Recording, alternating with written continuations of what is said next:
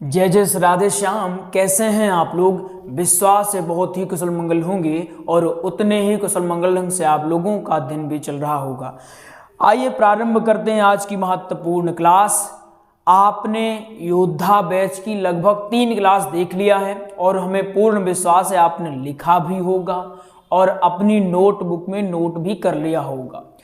अब आइए हम प्रवेश कर रहे हैं भागवत के प्रथम दिवस में। यह जो क्लास अपनी चल रही है ये ना तो कोई व्याकरण वाली क्लास है, ना तो कोई संस्कृत में आपको पीएचडी कराने वाली क्लास है। ये क्लास है साप्ताहिक भागवत की। अर्थात इस क्लास का उद्देश्य यह है कि आपको इतनी जानकारी हो जाए कि भैया पहले दिन कितना बोलना है, दूसरे दिन कितना बोलना है, कौन सी कथाएं बोलनी होती है, कैसे बोलना होता है, याद कैसे होगा, महत्वपूर्ण श्लोक कौन होंगे, संकीर्तन क्या होगा, पहले क्या करना चाहिए, ये सारी चीजें क्लास में हम सीखेंगे। तो आइए समझते हैं कि आखिर पहले दिन पहली ही कथा अगर करने जा रहे हैं या पहली बार कथा करने का विचार आ रहा है या सीख ही रहे हैं तो हमें किन किन बातों का ध्यान रखना चाहिए और हमें कौन सी गलती नहीं करनी चाहिए। तो शुरू करें। चलिए शुरू करते हैं। आप लोग भी प्यारा सा कमेंट कर दीजिएगा और ऊर्जावान रहिएगा, क्योंकि ऊर्जावान रहेंगे तो हमें भी अच्छा लगेगा पढ़ाने में और आपको भी अच्छा लगेगा। यह प्रारंभ हो रही कथा प्रथम दिवस से। कहां से प्रारंभ हो रही है? प्रथम दिवस। अब आप लोग चाहे तो नोट डाउन कर लीजिएगा कि डे 1। अब डे 1 मान लीजिए आपकी कहीं कथा हो रही है, ये आपके यज्ञमान का घर है। अब आप अपने घर से जाकर के, एक वक्ता अपने घर से जाकर के अपने यज्ञमान के यहां जाते हैं। ये कौन है? वक्ता। और ये श्रोता। ठीक है, एकदम जीरो से समझेंगे नॉर्मली।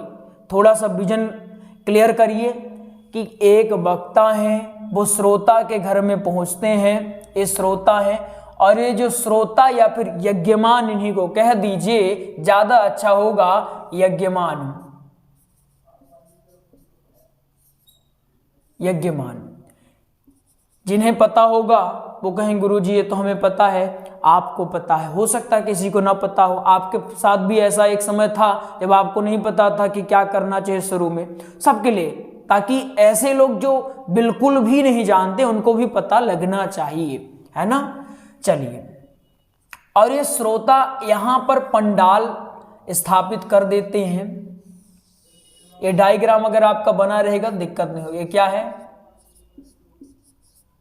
पंडाल। क्लियर करिएगा।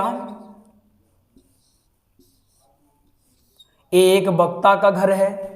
पहले दिन कथा होगी, कैसे होगी वो हम जानेंगे, कथा हम समझेंगे ही, लेकिन यह एक वक्ता का घर है। वक्ता पहुंचते हैं श्रोता के घर में या यज्ञमान के घर में। यज्ञमान जी अपनी यहाँ पर यज्ञशाला या फिर पंडाल का निर्माण यहाँ पर करवाए हुए, यहाँ पंडाल बना हुआ है।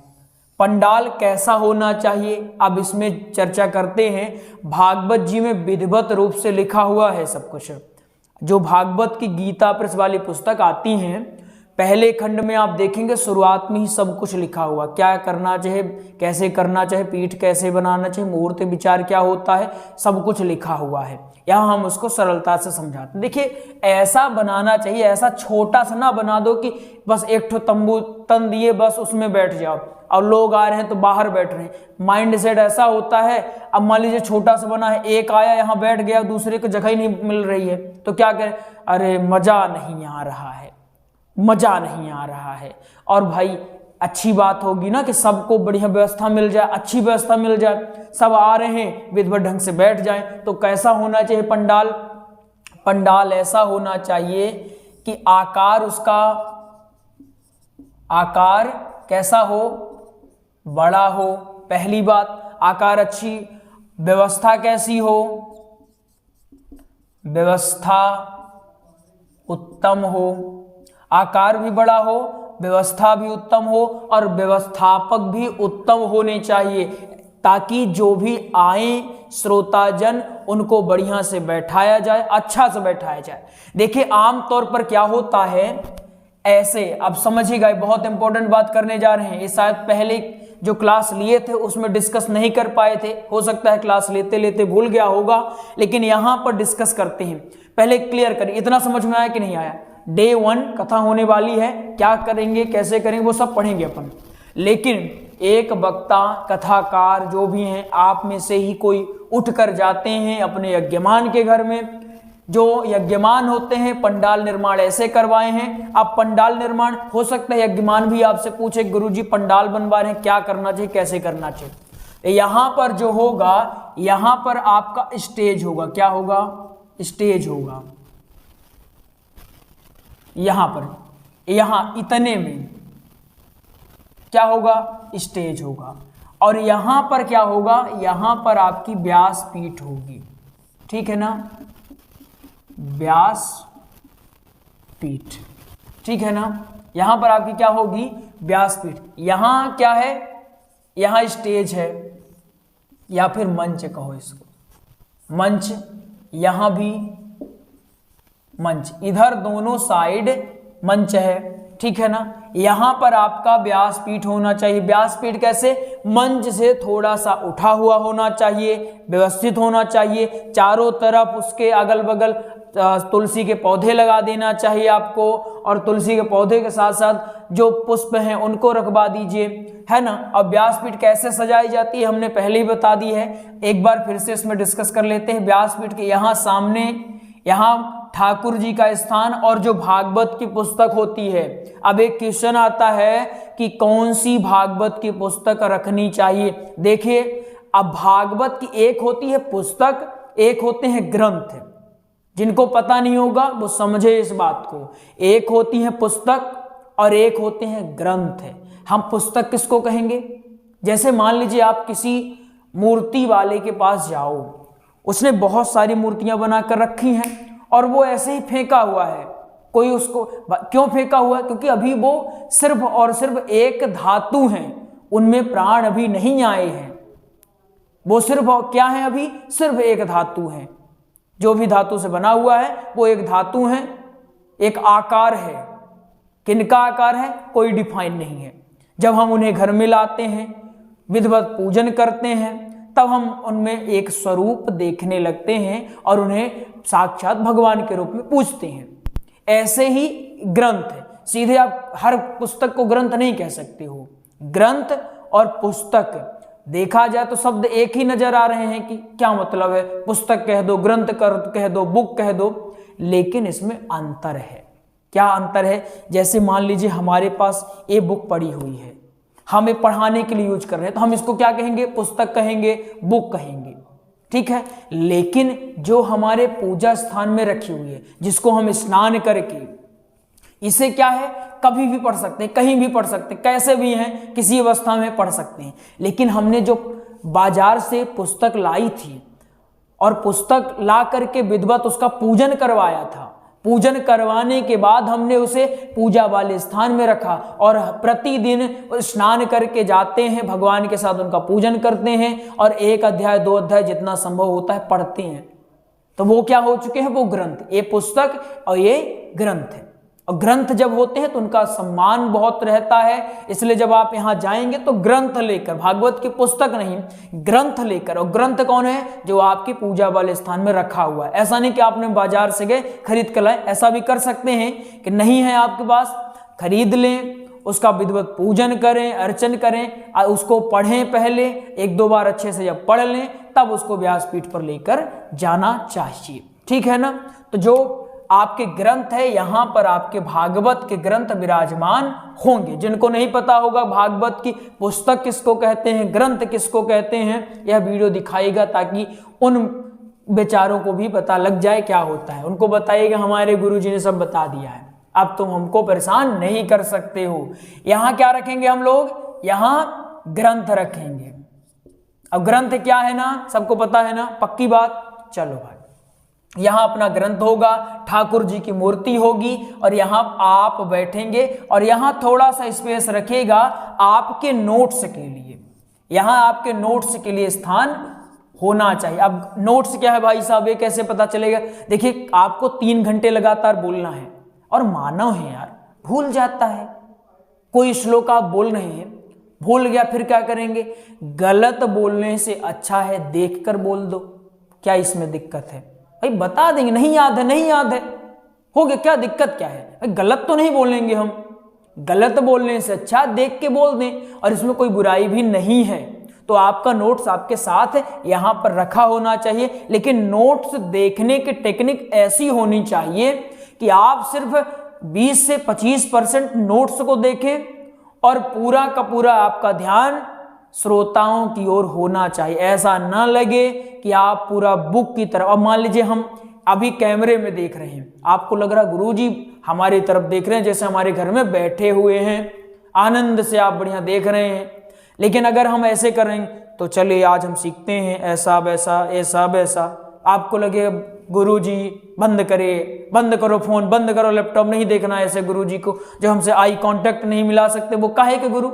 लगेगा ना ऐसा, ऐसे श्रोताओं को लगेगा, थोड़ा सा गलत मैसेज जाता है। तो ये आदत कैसे आएगी? प्रैक्टिस करते करते करते करते आदत डेवलप हो जाएगी, ठीक है ना। यहां हमने व्यासपीठ बना ली, अब यहां पार्ट बनाते, यहां से पार्ट बनाओगे आप। यहां जो ये पहला पार्ट होता है, यहां साधु जन, ऋषि जन, ये बहुत इंपॉर्टेंट बात बता रहे हैं। नहीं पता होती है तो गलतियां होती हैं, सीरियस थोड़ा सा होना है। देखिए ये जो भागवत है ना, थोड़ा सा कठिन विषय है। कठिन कब है? जब हम इसको कठिन समझ लेते हैं। तो अगर हम इसको बोरिंग ढंग से आपको पढ़ाएंगे, आए तो आइए पढ़ाते हैं आपको आज की क्लास, तो आप 1 मिनट 2 मिनट सुनोगे, फिर आप कहेंगे बेकार है, मजा नहीं आ रहा, और जो आपको याद आसानी से हो जाता वो याद नहीं हो पाता। तो ये हम मानते हैं कठिन है, इसलिए आपका मूड लाइट करने के लिए, थोड़ा सा प्रसन्न करने के लिए और सरल तरीके से याद करवाने के लिए ये सारी चीजें करते हैं। लेकिन इसको थोड़ा सा सीरियस लेना पड़ेगा आपको। कैसे सीरियस लेना पड़ेगा? ये जो चीजें बता रहे हैं। अब अगर मान लीजिए आप यहाँ व्यासपीठ पर अपना ग्रंथ नहीं रखोगे, कल को किसी ज्ञानी ने टोक टाक दिया कि महाराज आप बनते तो कथाकार हो, आपका ग्रंथ कहाँ है, ठाकुर जी कहाँ है, और आप अगर चले गए ऐसे, नोट्स आपका घर में छूट गया, आपको पता ही नहीं नोट्स लेके जाना भी है कि नहीं जाना है, आपको लग रहा है नोट्स देख के बोल सकता हूं कि नहीं, नोट्स लेके नहीं गए, वहां कोई श्लोक गलत बोल दिया। अभी एक वीडियो वायरल हो रही है, एक कोई काल व्याल मुख ग्रास वाला श्लोक ऐसा है, वो कोई कथाकारी हैं, देवी जी हैं, वो उसको कैसे बोल रही हैं वो जाने। तो ये गलतियां आप भी कर सकते हैं। तो अगर आपका नोट्स होगा, नोट्स हमारा गुरु ही है एक तरफ से जो हमारे साथ जाता है। गुरु साक्षात तो नहीं जा सकता आपके साथ बैठ के, कान में नहीं बता सकता, लेकिन गुरु आपको नोट्स दे देता है कि बेटा इसको लेके जाना, ये तुम्हारा गुरु ही है। छोटा गुरु है लेकिन गुरु है, गुरु का छोटा पैक है, ठीक है ना। अब यहाँ इंपॉर्टेंट बात आपको बता रहे, इसको ध्यान से समझना। यहाँ जो सामने वाली आपकी वो पंक्ति होगी, तो यहाँ आपको जहां भी आप कथा कर रहे हैं, चाहे गांव है, शहर है, वहां के साधु संतों को आमंत्रित करिए। अगर दूर से भी आपकी पहचान है तो साधु संतों को, अपने गुरुजनों को आमंत्रित करिए कथा सुनने के लिए। जो गांव के इष्ट देवता हैं उनको आमंत्रित करिए, वो तो पूजा पाठ में आमंत्रित होंगे, लेकिन अभी यहाँ पंक्ति में बैठने के लिए जो साधु संत हैं उनको जाइए, आप जाइए, स्वयं जाइए। अगर कोई श्रोता करा रहा है, कोई यज्ञमान है तो उन्हें जाना चाहिए, फिर उनका दायित्व होता है। लेकिन अगर ये सार्वजनिक कथा है तो फिर एक आचार्य, एक कथा प्रवक्ता को जाना चाहिए, वहां देखना चाहिए कि जो भी वहां के गणमान्य हैं उनको बुलाएं, यहाँ पर बैठाएं। पहले सबसे पहले पंक्ति में साधु जन, उनके समकक्ष या फिर उनके पीछे अगर जगह है तो समकक्ष बैठा दो, जगह नहीं है तो पीछे बैठा दो, जो वहां के गणमान्य व्यक्ति हैं उन्हें, ठीक है ना। इसके बाद भी यहां पर ऐसे करके 2 पंक्ति, एक पंक्ति महिलाओं के लिए, महिला, और एक पंक्ति पुरुष। अब आप कहेंगे इसमें बंटवारा क्यों गुरुजी? देखिए बंटवारा कोई ऐसा है नहीं, लेकिन इससे व्यवस्था आपकी अच्छी बनेगी। और यहाँ एक गैप होना चाहिए, महाराज जी के आवागमन के, यहां से यहां तक, ताकि सीधे वो जाकर के व्यासपीठ में विराजमान हो जाएं, कोई भी आने जाने में कोई दिक्कत नहीं होनी चाहिए, यहाँ एक रास्ता दे देना चाहिए। ऐसे में क्या होगा, जैसे प्रसाद वितरण, आरती देना, वो भी आप आसानी से कर पाओगे, ठीक है ना। तो कुछ चीजें जैसे आपने सीखा, व्यासपीठ बनाना है पहला काम, इनको बुलाना है ये दूसरा काम आपका हो गया, ये तीसरा काम हो गया, ऐसे आपने चौथा काम सीख लिया, 4 हो गया। ये नोट्स वाला आपने 5वां सीख लिया, मंच वाला ये 6ठा सीख लिया, आपने ग्रंथ लेके जाना है 7वां आपने सीख लिया, ठीक है ना। पंडाल कैसा होना चाहिए ये भी आपने 8 चीजें आज आपने सीख ली है, ठीक है ना। इसको आप थोड़ा सा डायग्राम बना लो, इसके बाद हम डिस्कस करते हैं आगे की चीजें। इसको आप डायग्राम चाहो तो बना लो, चाहो नहीं बना ही लो, है ना। चलो बना लो सब लोग।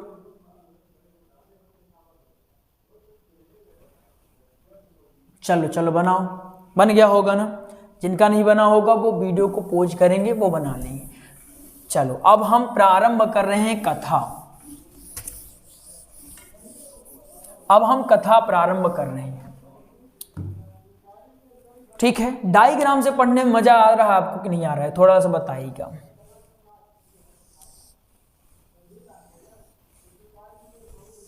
अब ये क्या है,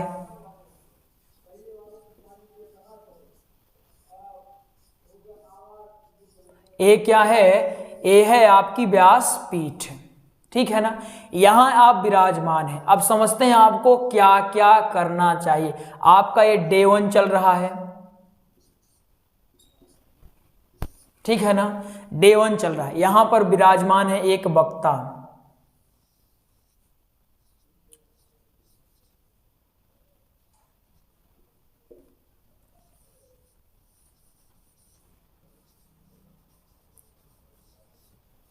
ये वक्ता है, यहां पर विराजमान है एक वक्ता। थोड़ा सा सीन क्रिएट करते हैं। व्यासपीठ है, पहला दिन चल रहा है, वक्ता विराजमान है।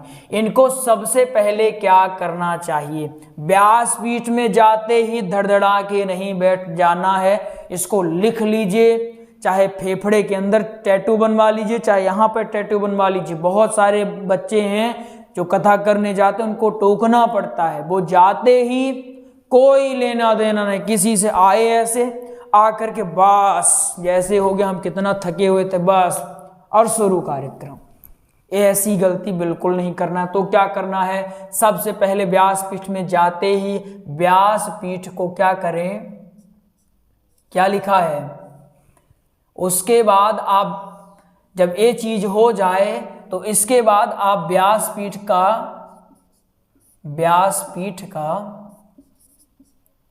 क्या करें, पूजन करें।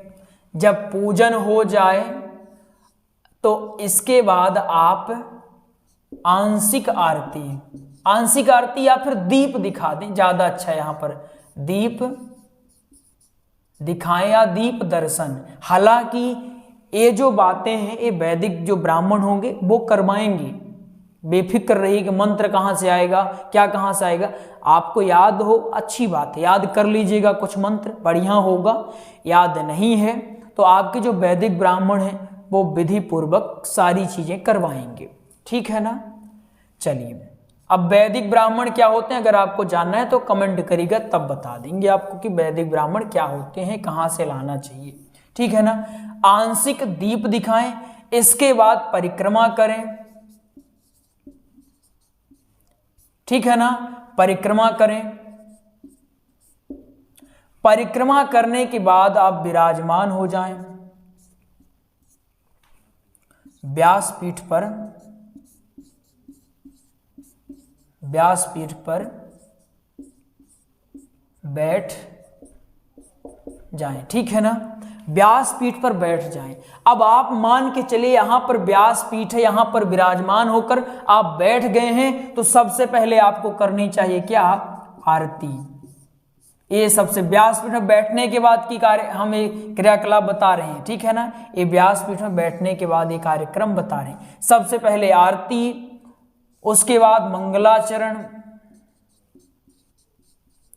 क्या करेंगे, आरती, आरती के बाद मंगलाचरण, और मंगलाचरण के बाद संकीर्तन, संकीर्तन अच्छा होगा, साथ में लिखते जाएं। संकीर्तन के बाद होगा संबोधन। संबोधन ये सब बताएंगे, परेशान न होइएगा। संकीर्तन, संबोधन, मंगलाचरण, आरती। अब इसके बाद कथा प्रारंभ है। कथा, आज बहुत चीजें आपने सब जान ली है, ठीक है ना। सोच रहे थे आज ही कथा प्रारंभ करते, लेकिन शायद कथा कल से प्रारंभ करनी पड़ेगी, क्योंकि अभी बहुत सारी चीजें हैं। अभी सूत जी, सौनक जी, ये सारी चीजें अभी बताना था, लेकिन अभी ये सब आ गया कार्यक्रम। तो हमने क्या क्या समझा फिर से जानते हैं। हमने समझा पहले दिन की कथा में एक वक्ता के रूप में हम व्यासपीठ पर विराजमान हैं, तो हमें क्या करना चाहिए गुरुजी। तो गुरुजी ने बताया कि बेटा सबसे पहले जाते ही बैठ नहीं जाना है व्यासपीठ पर। क्या नहीं करना है? बैठ नहीं जाना है। तो क्या करना है गुरुदेव? तो सबसे पहले आप जाते ही क्या करो, आप प्रणाम करो। कर लोगे इतना? जब प्रणाम आपका हो जाए तो आप व्यासपीठ का विधिवत पूजन करो, अच्छे से पूजन करो। जब पूजन भी हो जाए तो आप आंशिक रूप से धूप दीप आप दिखाएं, पुष्प चढ़ाएं, जो भी सारी चीज़ें पूजन की होती हैं वो आप अच्छे से करो। जब ये भी हो जाए तो इसके बाद आप परिक्रमा करो, ठीक है ना। जब परिक्रमा हो जाए तो आप व्यासपीठ पर एक बार फिर से प्रणाम कर लो, ये व्यासपीठ है, प्रणाम कर लो। इसके बाद आप बैठ जाओ, ठीक है। अब आप बैठ जाओ तो सीधे कथा ही प्रारंभ नहीं कर देनी अभी बैठने के बाद। बैठने के बाद कथा प्रारंभ नहीं करनी है। तो क्या करना है अभी ये भी समझना। देखो हम व्यासपीठ है, बैठ गए आराम से, अब बोलना नहीं अभी अपने को। अभी क्या करना है, जो संगीत टीम है उनकी तरफ एक हल्की निगाह मार लो, सब व्यवस्था ठीक है ना।